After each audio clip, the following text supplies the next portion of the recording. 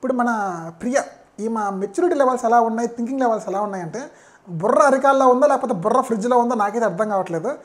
Nomination విషయానికి వస్తే బర్నీ గారి గురించి మాట్లాడతారు ఈమా శ్రీజ.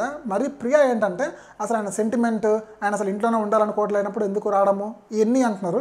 ఇంకా వాళ్ళు అసలు లైవ్లో నుంచి చూసారు, బట్ ఇంకా టీవీలో నుంచి చూసాము. టీవీలో చూసినప్పుడు మనకేం అర్థమైంది, ఇదంతా కంటెంట్ రా పిచ్చోడా, అదంతా స్క్రిప్టెడ్, వాడు ఒకవేళ ఇన్కేస్ రాకూడదు అనుకునేవాడు అయితే ఎందుకు వస్తాడు అని చెప్పేసి మనకే అర్థమైంది.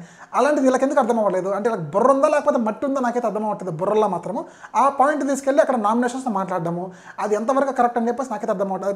అది 100% కాదు, 120% ఇన్కరెక్ట్. అది ఎప్పుడు కూడా మనకు నామినేషన్స్ గురించి ఆ రోజు జరిగిన హౌస్లోకి వచ్చినప్పుడు విషయాలు మాత్రమే తీయాలి బయటకి, తప్ప బయట ఏం జరిగిందని చెప్పేసి తీయకూడదు. ఈమె బయట చూసొచ్చు కూడా మళ్ళీ ఆ పాయింట్ ఎత్తిందంటే ఆమె ఇమ్మెచ్యూరిటీ లెవెల్స్ ఏ విధంగా ఉన్నాయని చెప్పేసి మీరైతే ఆలోచించవచ్చు. ఆమె థింకింగ్ లెవెల్స్ కూడా ఏ విధంగా ఉన్నాయో మీరైతే ఆలోచించవచ్చు. ఇంకో పాయింట్కి వస్తే సంజన గురించి ఏమంటున్నారు, ఆమె ఫుడ్ రాదు, నాకు వండడం రాదని చెప్పేసి జస్ట్ ఒక కామెడీగా లైక్ ఒక జోక్గా చెప్పారు అంతే. దానికి ఏమో 2 days డ్రాగ్ చేశారు. నాకు డ్రాగ్ 2 days ఆడింది తల్లి, వచ్చి నువ్వు వచ్చే 1 day అంతే. నీకు 2 days డ్రాగ్ చేసినా ఎట్లా అనిపించింది నాకైతే అర్థం కావట్లేదు.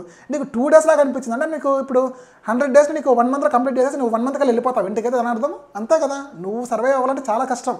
నీ వే ఆఫ్ బిహేవియర్, నీ వే ఆఫ్ థింకింగ్ మార్చుకుంటేనే నువ్వు ఉండగలవు 1 month అన్నా, లేకపోతే అస్సామే మనం